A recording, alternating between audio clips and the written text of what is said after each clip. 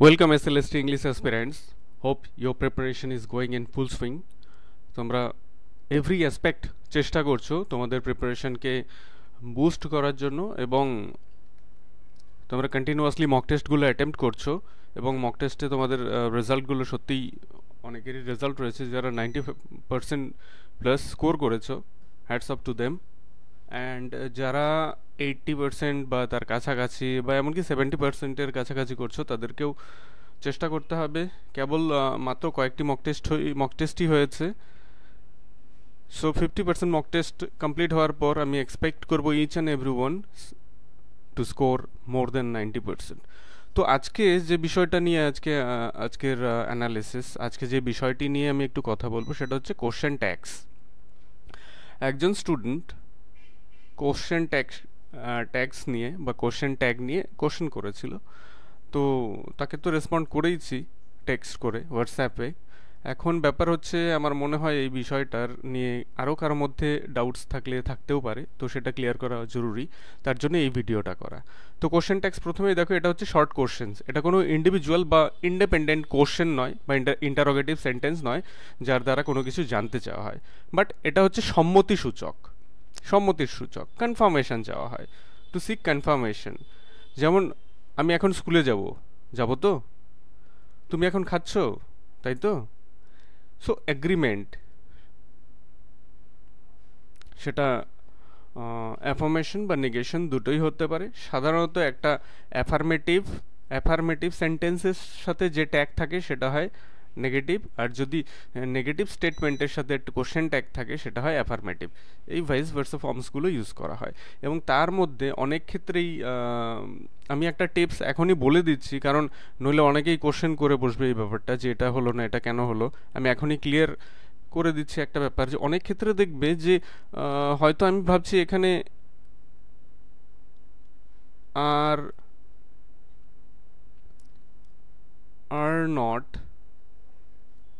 দে হওয়ার কথা, কিন্তু অপশনে আর্নার দে নেই, তার পরিবর্তে কি রয়েছে, এরকম একটা জিনিস রয়েছে, এন্ড এরকম রয়েছে। তখন আমরা কি করব?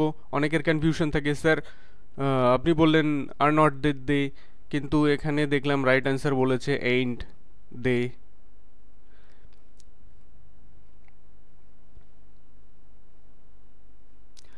তাহলে যে ছোট্ট কথাটা আমি বলবো সেটা হচ্ছে, এটা হচ্ছে একটা ভার্সাটাইল কন্ট্রাকশন। এইন্ট হচ্ছে একটা ভার্সাটাইল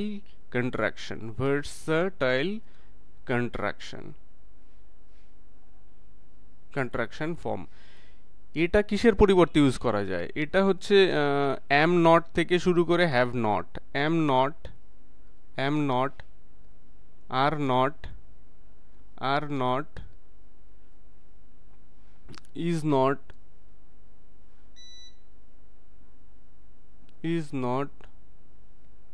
হ্যাভ নট,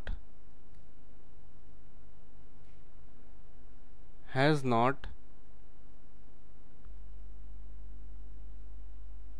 এই সমস্ত ফর্মগুলোকেই কিন্তু এই সমস্ত forms, all the forms are substitutable, they can be substituted by end. So এটা একটা হচ্ছে ইউনিভার্সাল কন্ট্রাকশন। বাট একটা কথা মনে রাখতে হবে, যখন কোশ্চেন আসবে, কিন্তু আমি দেখা গেল যে আমার কোশ্চেনে স্পেসিফিক যেটা আনসার হবে সেটাও রয়েছে, আবার জেনারেলি এন্ডও রয়েছে, জেনারেল যেটা সব ক্ষেত্রেই হয় সেটাও রয়েছে। তখন we will prefer specific rather than general rule. তখন স্পেসিফিক কিন্তু ওভারশ্যাডো করবে, the specific option will overshadow the general option. সাধারণত এরকম এক্সামে থাকে না বা থাকার কথা নয়। তো চলো আমরা এখন কোশ্চেন্সগুলো, আজকের যে কিছু কোশ্চেন্স আমরা অ্যানালিসিস করব এবং তোমরা চেষ্টা করবে সেগুলো অ্যান্সার করার, তাহলেই পুরোপুরি বিষয়টি ক্লিয়ার হয়ে যাবে। তার আগে বলি যে আমি একটা অনলাইন যে মক টেস্টের কথা বললাম সেটা তো অলরেডি 24 জুন স্টার্ট করে দিয়েছি। 24 জুন স্টার্ট হয়েছে এবং 6 নম্বর মক টেস্ট পর্যন্ত গতকাল, অর্থাৎ স্যাটারডে 5th জুলাই পঞ্চম ষষ্ঠ 6th মক টেস্টটা হয়ে গেছে এবং নেক্সট মক টেস্টের শিডিউলগুলো তোমরা দেখতেই পাচ্ছ। এইভাবে 21টি অর্থাৎ প্রিন্সিপালস অফ গুড রাইটিং পর্যন্ত 21টি টপিক ওয়াইজ মক টেস্ট হবে এবং তারপর 22 নম্বর থেকে 36 নম্বর এবং পরে আরও 4টি আমার অ্যাড করার প্ল্যান আছে। টোটাল 40টি মক টেস্ট থাকবে টেক্সট থেকে এবং কভারিং এন্টায়ার সিলেবাস, এবং পরের মক টেস্টগুলো হবে অন এন্টায়ার সিলেবাস। এবং তার সাথে সাথে আমি কি সপ্তাহে 2 দিন ধরে গ্রামারের মক টেস্ট অর্গানাইজ করছি।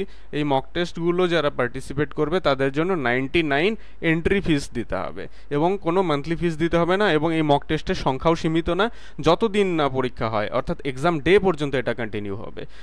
তো এখানে একটা পুরো কোর্স তৈরি করেছি, পুরো টেক্সট প্লাস গ্রামারের পুরো টেক্সট, এবং এইগুলো ভ্যালিড হচ্ছে টিল এক্সাম, এবং এর জন্য একটা ওয়ান টাইম ফিসের ব্যবস্থা ফিসের কথা বলা হয়েছে, সেটা হচ্ছে 399 অর্থাৎ 399 টাকা দিয়ে তোমরা জয়েন করলে এই সব কিছুই পেয়ে যাবে টিল এক্সাম, এবং যতবার খুশি ততবার অ্যাটেম্প্ট করতে পারবে। এর জন্য কোনো মান্থলি ফিসের কোনো ব্যাপার নেই। তো এর জন্য তোমরা আমাকে হোয়াটসঅ্যাপ করতে পারো এই নিচের দেওয়া এই নাম্বারে, তাহলেই পুরো বিষয়টা জেনে যাবে এবং প্রয়োজনে ডেমো মক টেস্ট দেখে নিতে পারো about to check the quality of the mock test.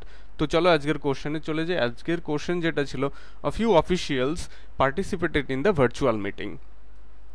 A few officials participated in the virtual meeting. এখানে কোশ্চেন ট্যাগটা কি হবে সেটাই তোমাদের বলতে হবে। আচ্ছা, কোশ্চেন ট্যাগ এটা ইন্ডিকেট করার জন্য সবার আগে তোমরা ভার্বটা দেখবে। মেইন স্টেটমেন্টের ভার্বটা এটা কি রয়েছে, পাস্ট ফর্মে রয়েছে এবং এখানে মেইন স্টেটমেন্টটা কি টাইপের সেন্টেন্স, অ্যাফার্মেটিভ না নেগেটিভ? যদি এটা অ্যাফার্মেটিভ হয় তাহলে আনডাউটেডলি ট্যাগ হবে নেগেটিভ এবং ভাইস ভার্সা, কিন্তু এখানে দেখছি ফার্স্ট অংশটি রয়েছে কি অ্যাফার্মেটিভ সেন্টেন্স, তাহলে ট্যাগটা হবে নেগেটিভ। তাহলে আমি যেগুলো অ্যাফার্মেটিভ রয়েছে আমি কেটে দিই, এগুলো সবার আগে ডিলিটেড। এই দুটো অপশন তো হওয়ার কোনো মানেই হয় না। এবার দেখো এখানে কি রয়েছে, পার্টিসিপেটেড পাস্ট টেন্স রয়েছে, তো এটা যদি পাস্ট টেন্স হয়, অ্যাফার্মেটিভ পার্টটা যদি পাস্ট টেন্স হয় তাহলে ট্যাগও কিন্তু সেম টেন্সেই হবে। তো এখানে পাস্ট টেন্স যেহেতু, এখানে তো ইজ নট হওয়ার কোনো প্রশ্নই নেই, এখানে হচ্ছে ডিডন্ট দে, অ্যান্সার হবে ডিডন্ট দে, ইজ নট ইট কিন্তু হচ্ছে না। আশা করি তোমরা বুঝে গেছো, যদি না বোঝো নেক্সট কোশ্চেনটা দেখলেই ক্লিয়ার হয়ে যাবে। You are an Indian, use the right question tag after it. You are an Indian, present tense। তো এখানে যেহেতু বি ভার্ব রয়েছে তো আমরা ট্যাগটাও আর দিয়ে শুরু করার চেষ্টা করব। aren't you, are not you, ঠিক এইভাবে হবে question tag.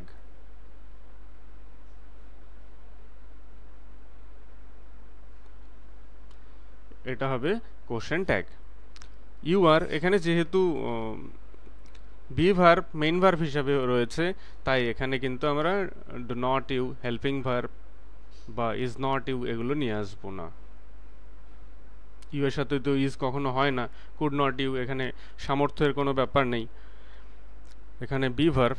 So are not you is the right answer, কারণ এখানে অ্যাফার্মেটিভ সেন্টেন্স রয়েছে এবং আনডাউটেডলি এখানে ট্যাগ অবশ্যই নেগেটিভ হবে। চলো এবার নেক্সট কোশ্চেন দেখি। তোমরা আমাকে জানাবে আউট অফ 2 কত মার্কস পেলে। আশা করি এই 3 নাম্বার কোশ্চেনে তোমাদের 3 মার্কস স্কোর হয়ে যাবে। He is scarcely admitted his mistakes, এটার কোশ্চেনটা বলো। আমি 10 সেকেন্ডস তোমাদের টাইম দিচ্ছি, উইদিন 10 সেকেন্ডস তোমাদেরকে কিন্তু এর অ্যান্সারটা আমাকে বলতে হবে।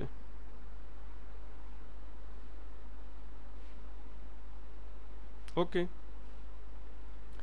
এখানে একটা জিনিস খেয়াল রাখবে, এখানে সেন্টেন্সটা দেখে অ্যাপারেন্টলি কি মনে হচ্ছে? অ্যাপারেন্টলি মনে হচ্ছে যে এটা একটা অ্যাফার্মেটিভ সেন্টেন্স, অ্যাফার্মেটিভ, তো ট্যাগ নিশ্চয়ই নেগেটিভ হবে, ট্যাগ নিশ্চয়ই নেগেটিভ হবে।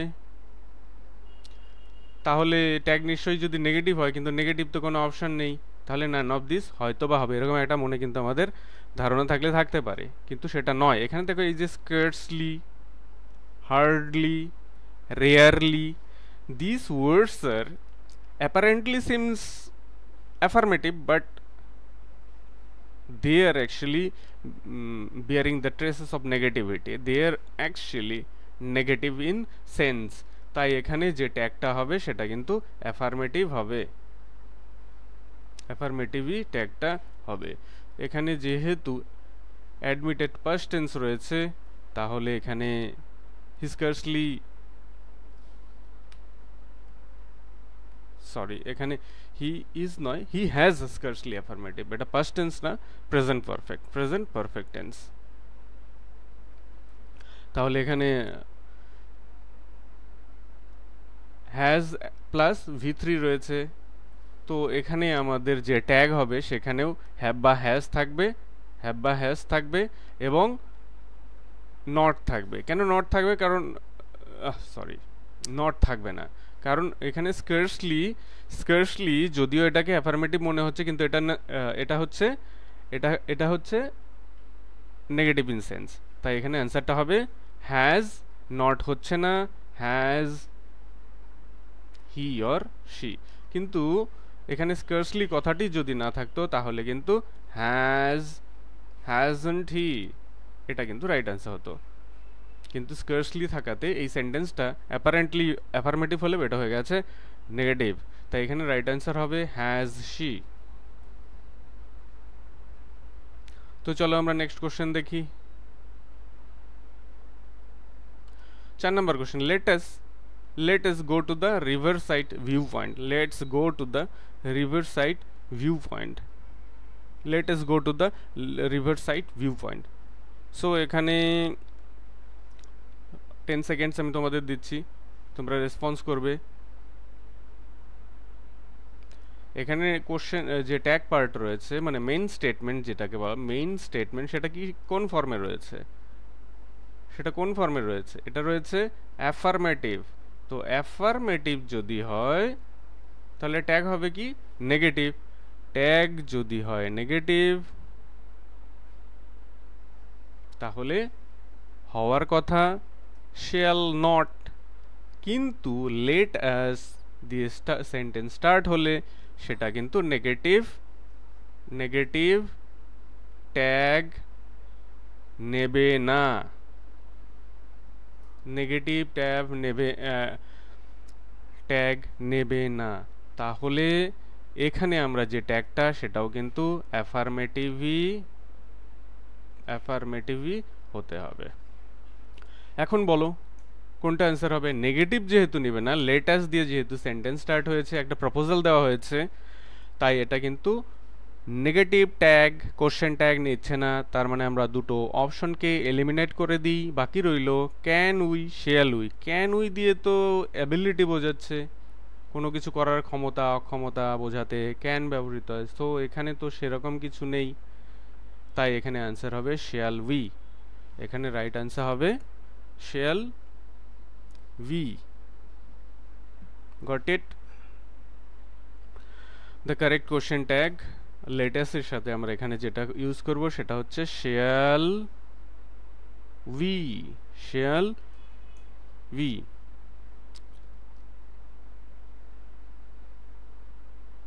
ওকে, চলো নেক্সট কোশ্চেন দেখি। none of us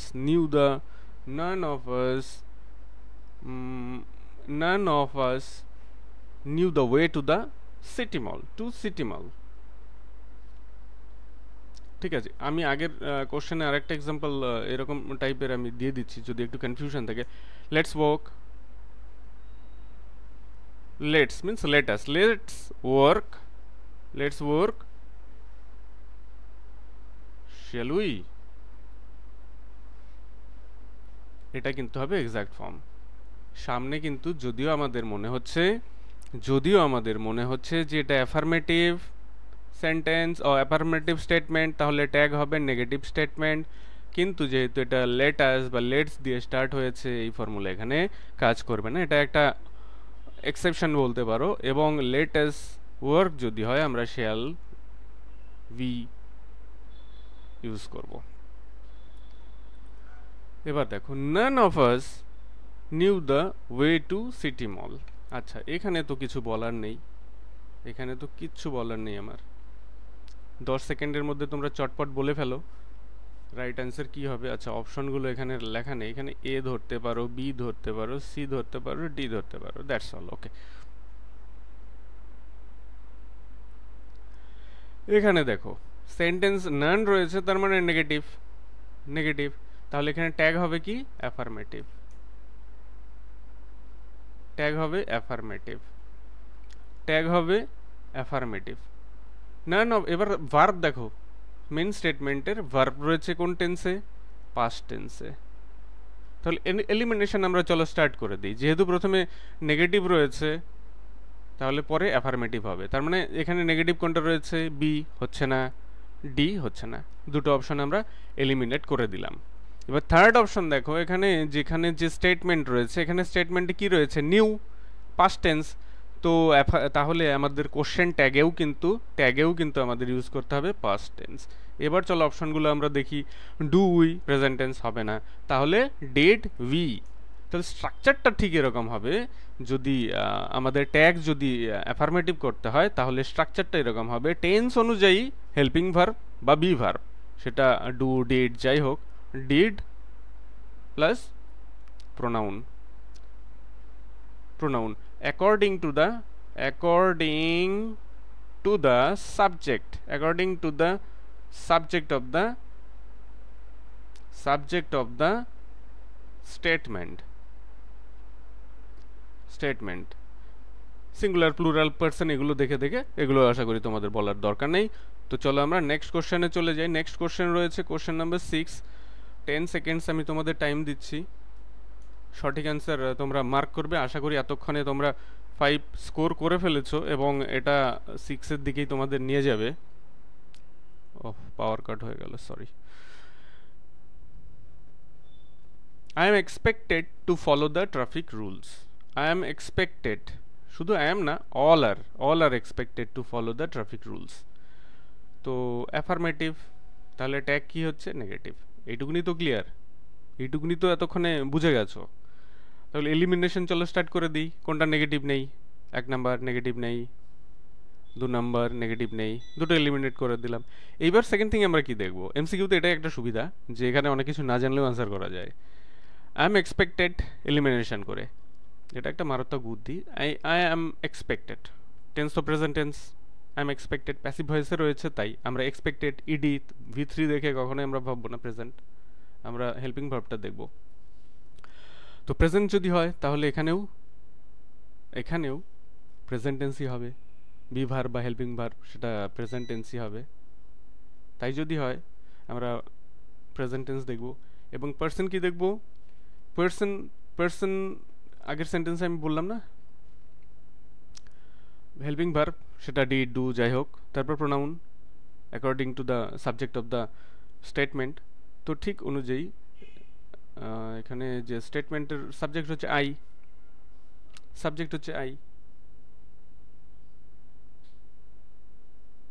তাহলে আই থাকবে, কারণ এটা অলরেডি প্রোনাউন। এবং বি ভার্ব অ্যাম রয়েছে। হ্যাঁ, এখানে একটা কথা আমার বলার আছে যে যখন I am is subject plus verb, ইনসেস কেসে যদি স্ট্রাকচার হয় আই অ্যাম, সেটা অ্যাম বি ভার্ব হিসাবেই থাকুক, আর হেল্পিং বি ভার্ব মানে মেন ভার্ব হিসাবেই থাকুক, আর হেল্পিং ভার্ব হিসাবেই থাকুক, এইখানে কিন্তু তোমরা অ্যাম করতে যেও না। এইন্ট করা যাবে, আর নয়তো আর নট, আর্নড এটা করা যাবে। আর্নড অপশনে রয়েছে আর্নাটি, মেইনলি আমরা এটাকে কিন্তু ফলো করব। আর্নড এটাই কিন্তু tradition. When I am is subject plus verb structure, তো in this cases we need to use are, as a verb followed by affirmative or negation. সেটা তারপর অ্যাফার্মেটিভ নেগেশন আমরা তো ওইভাবেই করবো। যদি স্টেটমেন্ট যেহেতু অ্যাফার্মেটিভ আছে, নেগেটিভ করব। তাহলে আর আমরা লিখবো, অ্যাম থাকলে কিন্তু অ্যাম করা যাবে না, যেটা আমরা করার একটা টেন্ডেন্সি থাকে, এটা কিন্তু ভুল হয়ে যাবে। তাহলে আর নেগেটিভ যেহেতু, আর্নড, আর নট এন্ড বললেও হবে। আর্নড শুনতো নেই, আইয়ের সাথে কিন্তু ইজ কখনোই হয় না, কাটা। আর্নড আই, তো এখানে right answer am not I নয়, কিন্তু কখনোই না, এটা করবে আর্নড আই। এটাই হচ্ছে ইউজুয়াল ফর্ম এবং উই জেনারেলি ইউজ দিস।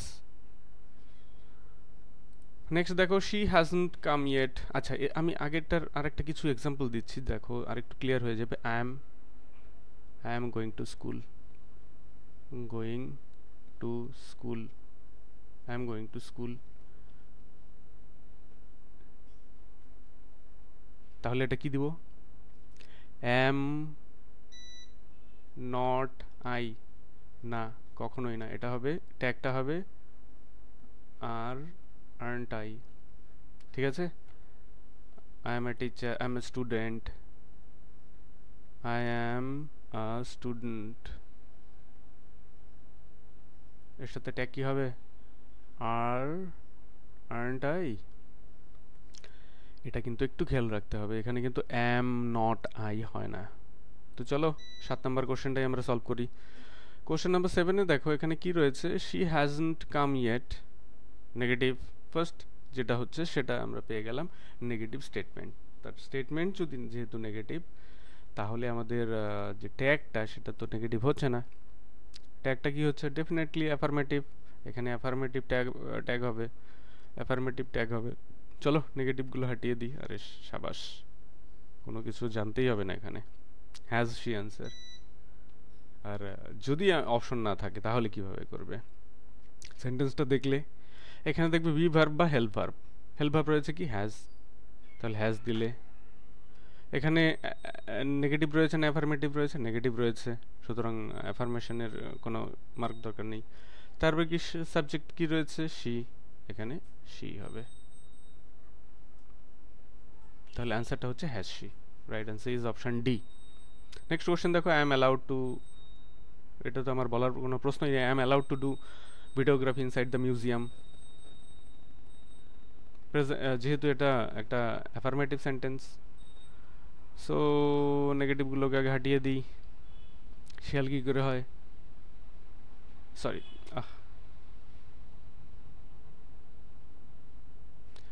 যেহেতু এটা অ্যাফার্মেটিভ, আমার ট্যাগ হবে কি? নেগেটিভ। ট্যাগ হবে নেগেটিভ। নেগেটিভ ট্যাগ হলে যেগুলো অ্যাফার্মেটিভ অপশন আছে সেগুলো আমরা হাটিয়ে দেব। এবার ক্যান নট আই, এখানে তো কোনো ব্যাপারই নেই, আর এম থাকলে আমি তো আর ইউজ করতে বলেছি, আর্নট আই, এখানে আমি আর কিছু বলছি না। তাহলে চলো নেক্সট কোশ্চেনে চলে যাই। আশা করি ইয়োর স্কোর স্ট্যান্ডস 7+1 অ্যাট 8। আমাকে অবশ্যই কমেন্ট করে জানাবে তোমাদের স্কোর কত হচ্ছে। Neither of them complained, neither of them complained dash they, negative past tense. So tell me your answer.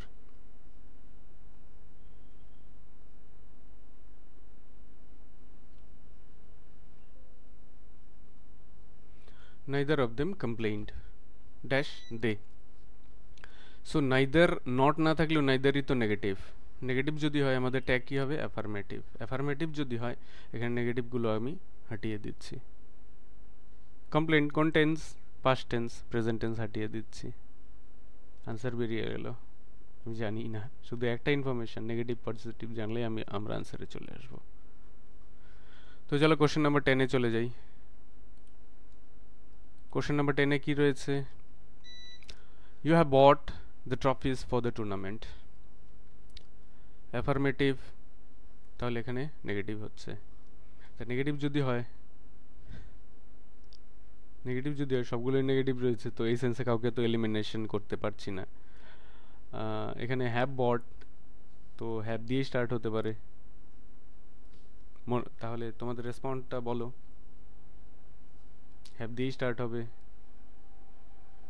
কারণ এখানে কি রয়েছে? সাবজেক্ট রয়েছে ইউ, তো হ্যাভন্ট ইউ এখানে রাইট অ্যান্সার। বোঝা গেল? ওয়াজ এর কোনো ব্যাপার নেই, হ্যাড এর কোনো ব্যাপার নেই, যেহেতু present tense. Had out, was out, এখানে be verb, sorry be verb তো না, helping verb. Helping verb have, আমরা হ্যাভ অথবা হ্যাজ ইউজ করবো according to the subject. You রয়েছে, হ্যাজ ইউজ করার কোনো ব্যাপার নেই। আর তো হচ্ছেই না, সো এখানে রাইট অ্যান্সার হচ্ছে হ্যাভন্ট ইউ। তো this was today's presentation for you. I hope this will help you immensely to explore more fully the world of grammar. আজকে গ্রামারের একটা মক টেস্ট রয়েছে, সেটা হচ্ছে মক টেস্ট 2, এবং এটা স্টার্ট হবে 7 PM. So those who are interested about the mock test, you can participate there, and if you like the video, don't forget to give a thumb and subscribe the channel. So thank you again for watching the video.